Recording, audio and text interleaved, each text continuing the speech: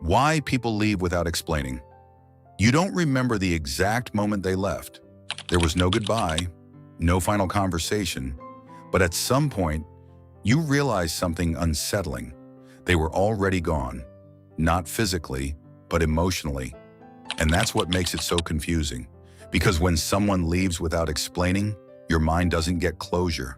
It keeps searching for answers, for signs, for something you missed. You replay conversations.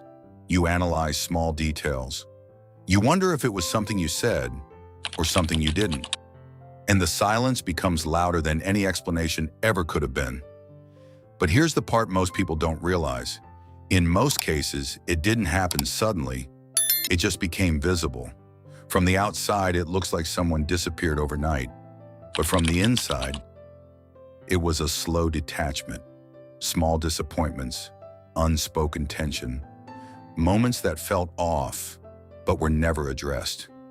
Things that didn't seem big enough to bring up, but not small enough to ignore. Like emotional paper cuts, individually harmless.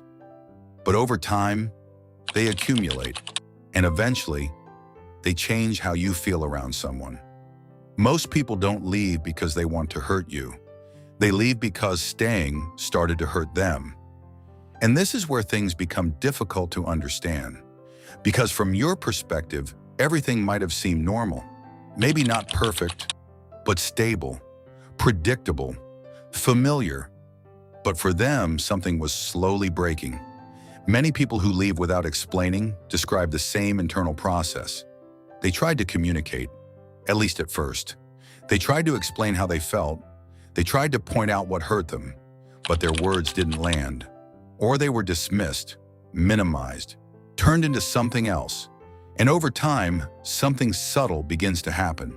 They stop trying, not all at once, just little by little. They share less. They open up less. They hold things in. They start choosing silence over repeating themselves. And this is where the real shift begins.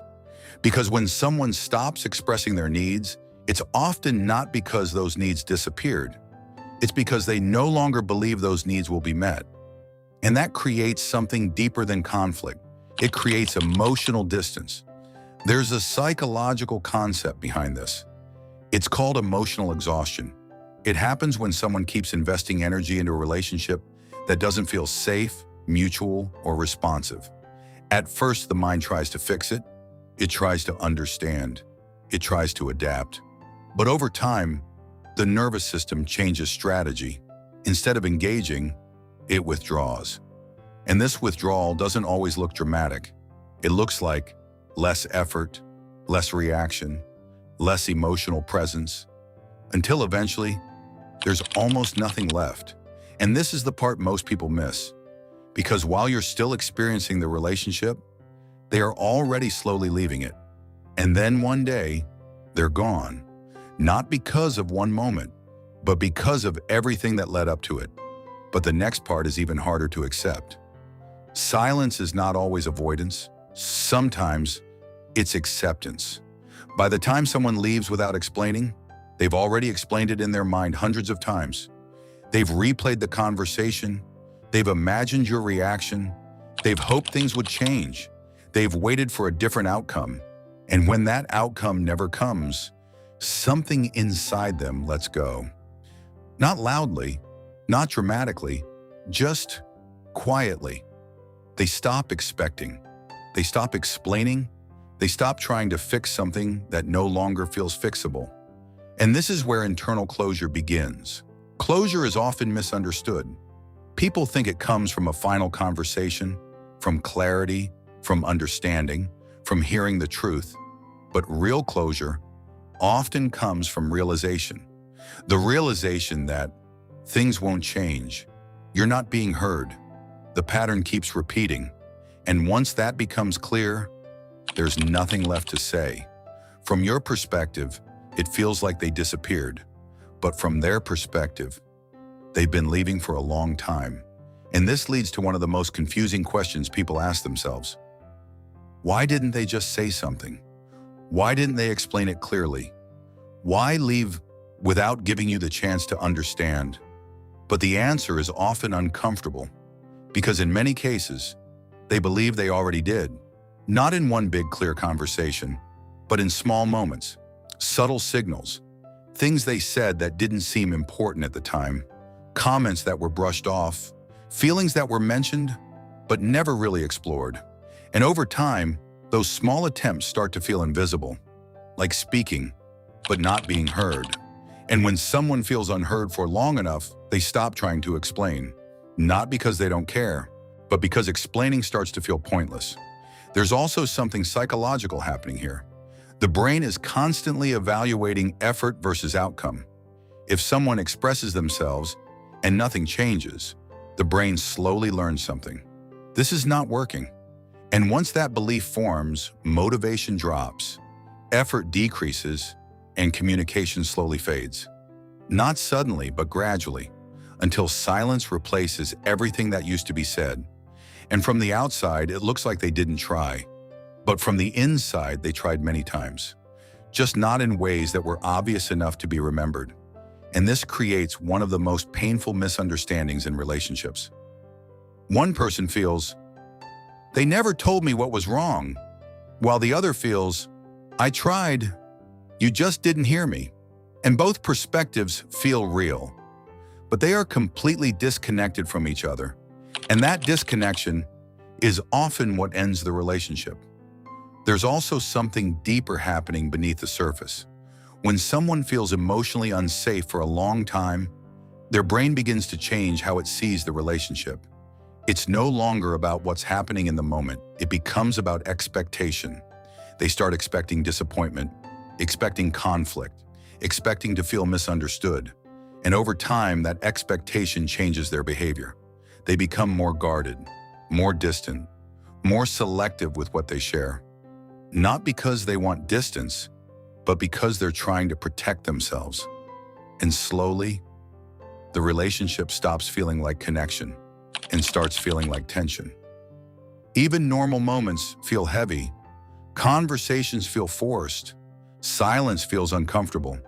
And once a relationship feels like something you have to manage, instead of something you can relax in, something fundamental has already changed. Because relationships are not meant to feel like pressure. They are meant to feel like safety. And when that safety disappears, the body doesn't want to stay. Another important thing to understand is this. People don't always leave when something bad happens. They leave when they finally have the strength to leave. That might be when they gain clarity, they gain independence, they reach their emotional limit, or simply when they can't tolerate it anymore. And from the outside, it looks sudden, but in reality, it was building for a long time. There's also a pattern many people go through before they leave. It's called the hope cycle. They distance themselves. Things calm down. They reconnect. Old patterns return. They get hurt again, and then they distance themselves again. This cycle can repeat for months, sometimes years, and every time it repeats, something inside them becomes more certain, not louder, just clearer, until eventually the cycle stops. Not because things improved, but because their tolerance ended. And when that happens, there's often no big explanation, no final speech, just silence, not as punishment, but as closure. Because at some point, staying requires ignoring your own needs, and eventually, that becomes impossible. So they choose distance, not to hurt you, not to punish you, but to protect themselves. There's also something else that makes this even more complicated. Sometimes people don't explain why they're leaving because they don't fully understand it themselves. Not in a clear, logical way. They just know how it feels. Heavy, draining, off. And when emotions stay unprocessed for a long time, they don't come out as clear explanations. They come out as decisions, distance, silence. Because explaining something requires clarity, and not everyone has that clarity when they leave. Sometimes all they know is, "I don't feel okay here anymore." And that feeling alone is enough. There's also fear. Fear that explaining will turn into another argument. Fear that their words will be misunderstood again. Fear that they'll be convinced to stay in something they already know isn't right. So instead of explaining, they choose the one thing that feels safe. They leave, quietly, without reopening something they've already struggled to close inside themselves. Because from the outside, it looks like rejection, but from the inside, it feels like survival. And sometimes, the people who leave without explaining weren't trying to hurt you. They were trying to save themselves.